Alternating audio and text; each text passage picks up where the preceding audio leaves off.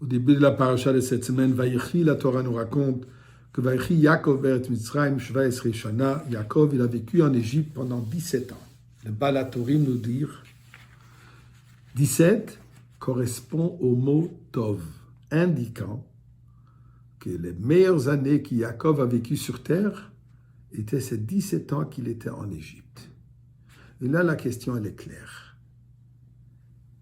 La vie en Égypte, malgré le fait qu'il était tout sens, qu'il a retrouvé son fils Yosef, Yosef est vice-roi, et tous ses enfants sont présents, tout le monde est unifié, mais est-ce que ceci peut être supérieur à ce qu'il a éprouvé pendant qu'il était dans le foyer de ses parents, de Yitzhak et Rivka? Même mieux que quand il était à la yeshiva de Shem Ve'ever, il se trouve dans l'impureté d'Égypte. Vayeret, une descente. Comment est-ce qu'on peut dire que cette descente était tellement extraordinaire qu'elle est le meilleur endroit pour la vie de Yaakov, les meilleurs moments de la vie de Yaakov? Eh bien, une des explications qui nous sont données, puisque là, il a retrouvé ses petits-fils. Ses petits-fils qui sont nés en Égypte. Les deux fils de Yosef, Menaché et Ephraim. Voyons d'abord la raison pourquoi Yosef a nommé ses fils un Menaché, le premier-né Menaché, le deuxième Ephraim. Menaché, nous dit la Torah, que Yosef s'exprime Ki Nashani Elokim. Nashani qui veut dire du mot oublié.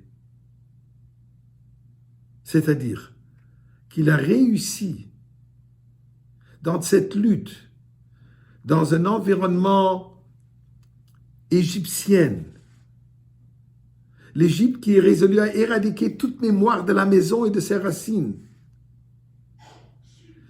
Yosef a réussi de ne pas oublier ses origines, la maison de son père, la maison de ses parents, qui Nachan et Elohim.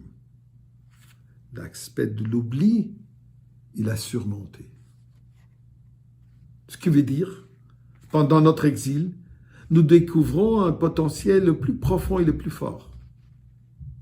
Durant l'exil, on réussit à mettre en lumière des réserves d'engagement et de détermination jamais exploitées.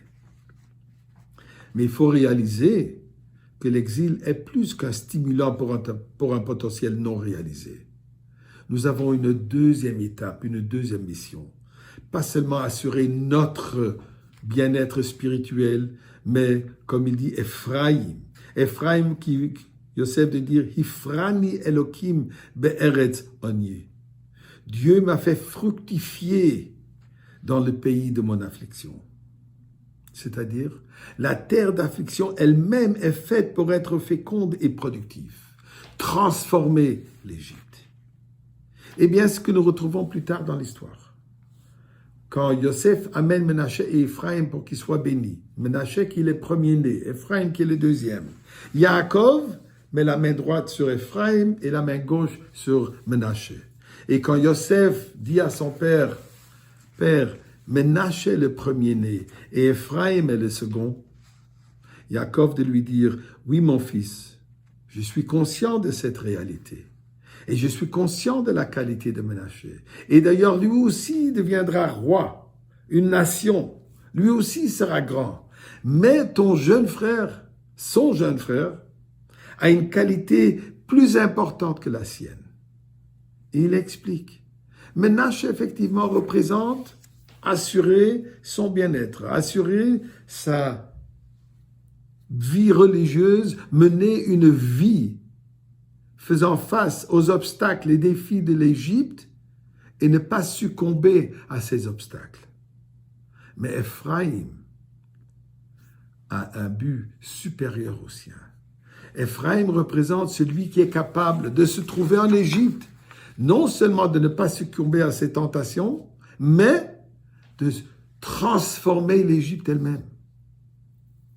De transformer que son ennemi devient un allié, que l'Égypte elle-même reconnaît comme parodie à la fin. Etzba Elokimi, c'est la main de Dieu. C'est ça la qualité d'Ephraim, que nous, en exil, notre mission en exil n'est pas seulement de s'assurer notre communauté, notre famille, notre voisinage qui reste un voisinage de Torah et Mitzvot. Il faut aussi s'ouvrir au monde pour le transformer. C'est cela que Yaakov dit à Yosef.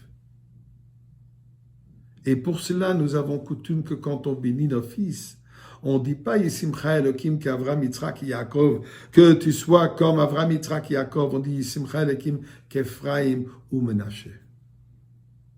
Pour nous dire que nous avons une responsabilité, nous avons une mission de transformer cet exil en Geoula. Prenant la Aleph d'Ephraim, prendre la Aleph de Dieu, d'Elokut, de la divinité, d'Avat Israël, l'introduire dans la Gola pour que ça devienne Geoula. C'est ça la raison pourquoi Jacob a vécu les meilleures années, puisque ceci représente le moment avant l'Exode.